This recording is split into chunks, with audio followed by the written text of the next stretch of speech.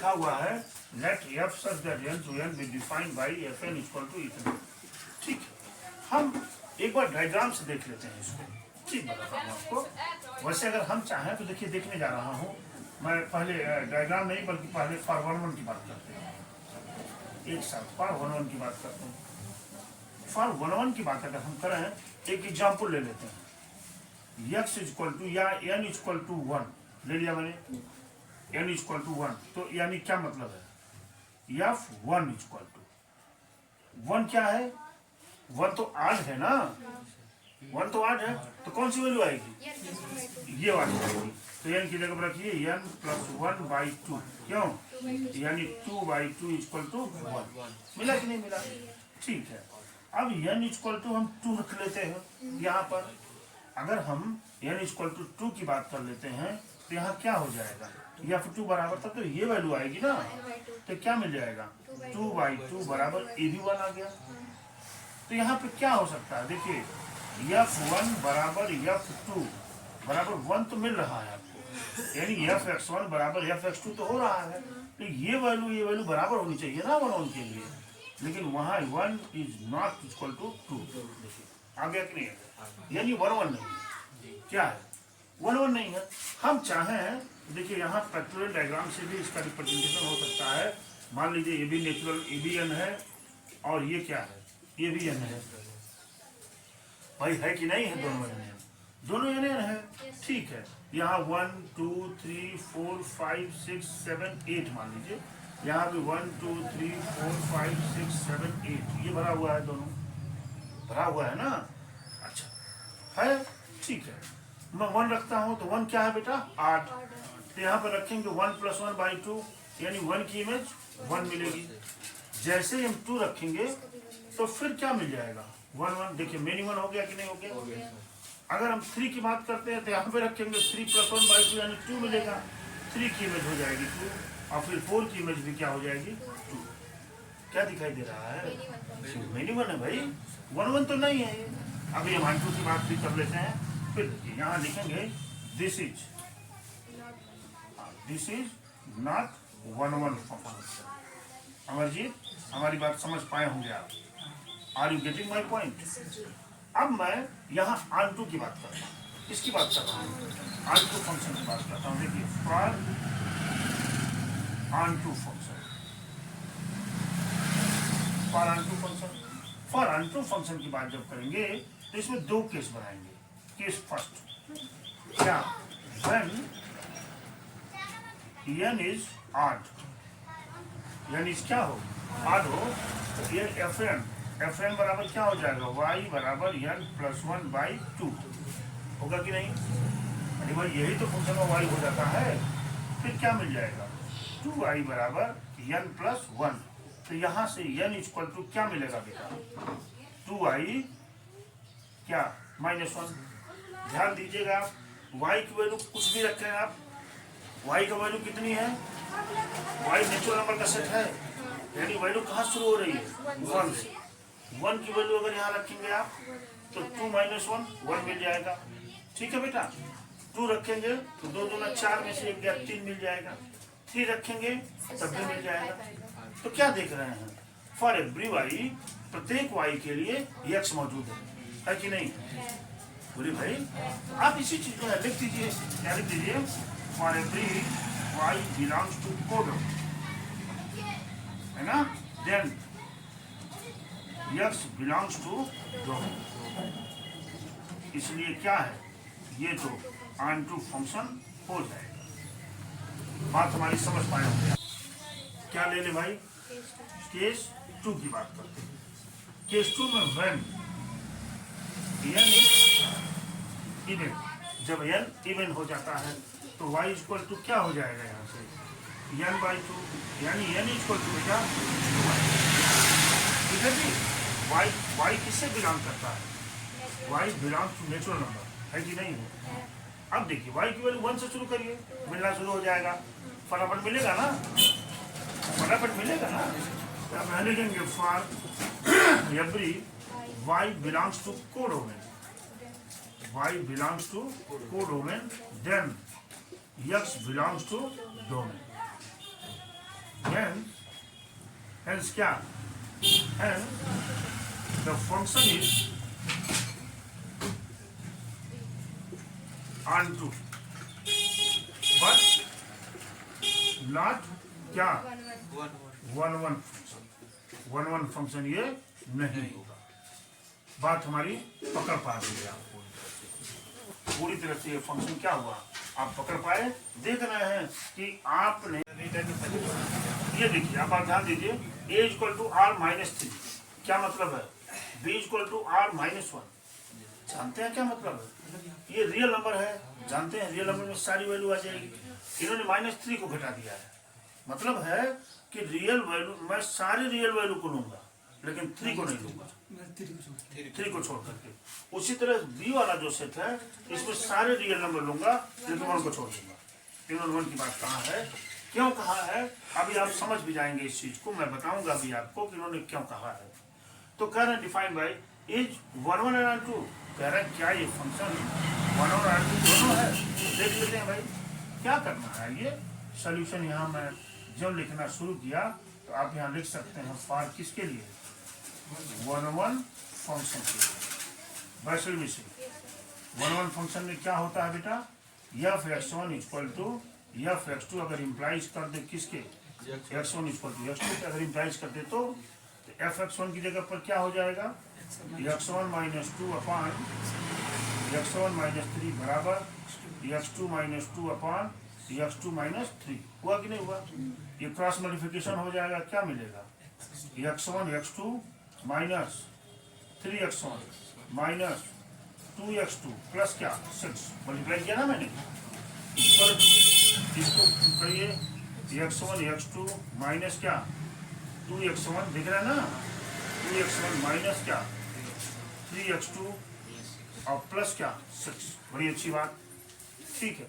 ये +6 है, यहाँ भी +6 से कट गया। ये x1 x2 भी कट गया कि नहीं।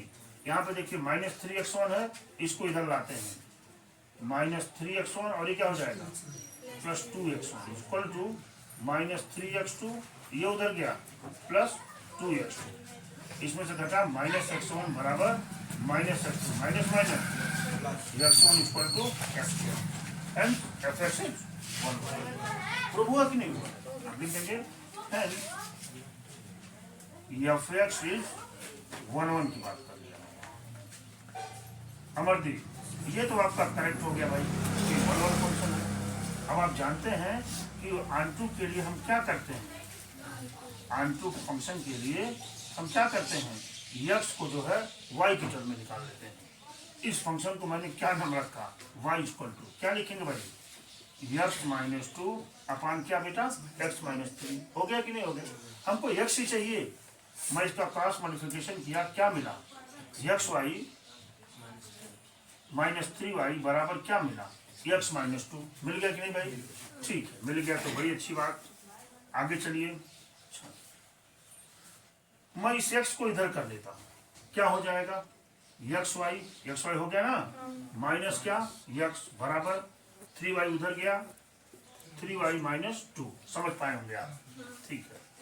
अच्छा यहाँ पर क्या किया मैंने, x को कॉमन ले लिया, ये क्या मिला y माइनस 1 बराबर क्या 3y माइनस 2, और यहाँ से x इक्वल टू क्या मिला 3y माइनस 2 अपान y माइनस 1। बहुत ध्यान से ये देखिए जो फंक्शन दिया हुआ है यहाँ पर, ये जो फंक्शन यहाँ दिया हुआ है देखिए y माइनस 1, अगर y की वैल्यू मैं 1 पुट कर दूं तो क्या फंक्शन रह जाएगा, क्या फंक्शन तो एग्जिस्ट ही नहीं करेगा, जीरो हो जाएगा ना। इसीलिए इन्होंने कहा है कि कोड डोमेन में रियल नंबर की सारी वैल्यू आप पुट कर सकते हैं लेकिन एक 1 को नहीं। देख रहे हैं ना, क्योंकि 1 पुट करने से इसका ये अस्तित्व ही समाप्त हो जा रहा है, तो नहीं पुट कर सकते हैं। बड़े आराम से कर रहे हैं कि 1 के अलावा कोई भी वैल्यू हम पुट करेंगे तो हमको क्या होगा, कुछ ना कुछ x मिलेगा ना, बोले भाई मिलेगा, हमको निश्चित रूप से मिलेगा। तो इसीलिए यहाँ लिखेंगे for every y belongs to codomain, then क्या लिखेंगे भाई x बिलोंग्स टू डोमेन, है ना। यानी लिखेंगे यहाँ भी लिख सकते हैं फॉर एवरी, है ना, फॉर एवरी, या ये लिख सकते हैं कि ऑल एलिमेंट ऑफ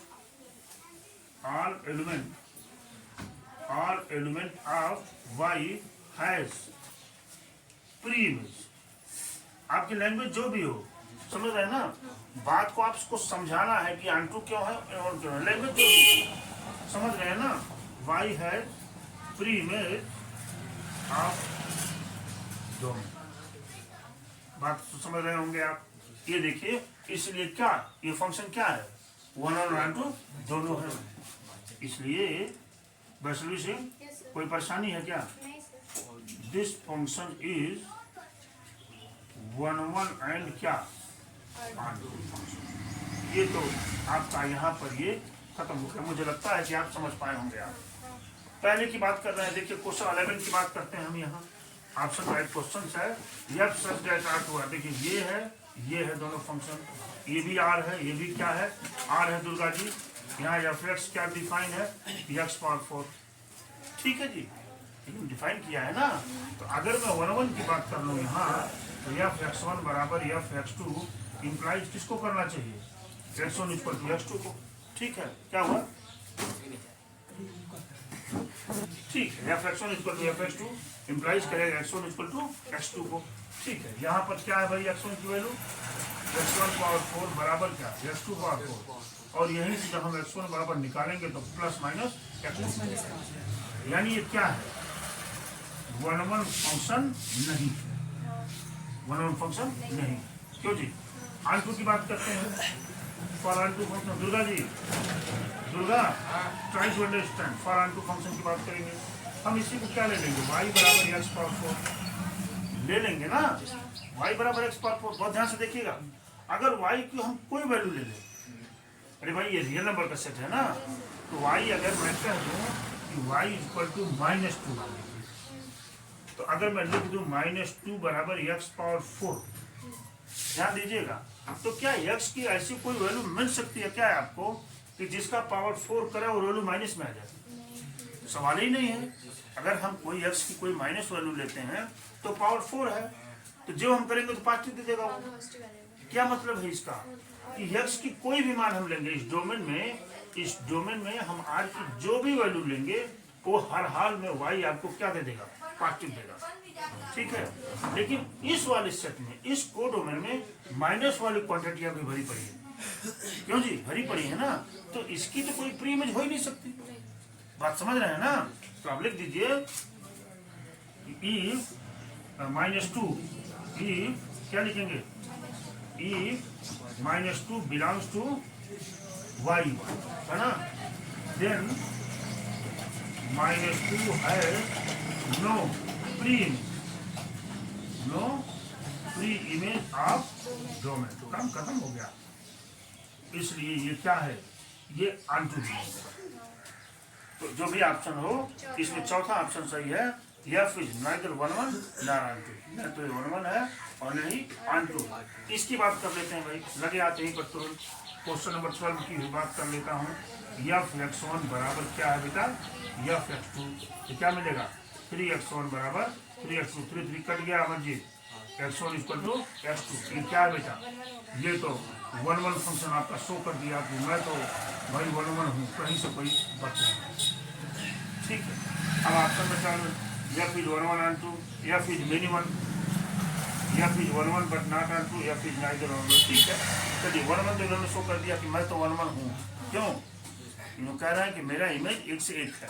ठीक है, अब मैं यहाँ पर ऑनटू चेक कर लेता हूँ। 1 2 बराबर क्या हो जाएगा, 3x, x equal to y/3। कौन सा सेट है, रियल टू रियल नंबर। देखिए y की कोई वैल्यू हम रखेंगे तो x मिल जाएगा। क्यों मिल जाएगा, क्योंकि दोनों रियल नंबर के सेट हैं। क्योंकि अगर मैं कह दूँ कि ये नेचुरल नंबर है तो नहीं मिल सकता, क्योंकि y की वैल्यू अगर 1 रखते हैं तो x की वैल्यू क्या आ जाती है, 1/3 आ जाती है, और 1/3 नेचुरल नंबर तो है नहीं। तो ये देखिए, तो आप क्या लिखेंगे, ये कौन सा फंक्शन है, ये ऑनटू फंक्शन है। बात हमारी ध्यान में आई होगी। तो option number F is 1 but not onto, F is neither 1 not onto. मुझे लगता है पहला ही सही करना पड़ेगा आपको। ऑप्शन आंसर चेक कर लीजिए, ए नंबर चाहिए, हाँ, और यहाँ बी नंबर चाहिए। मुझे लगता है कि मैंने पूरा फीडबैक आपको दिया है दुर्गा, पूरा फीडबैक मैंने आपको दिया है, कहीं से कोई प्रॉब्लम आपको नहीं होनी चाहिए। बंद कर दें। हाँ, आप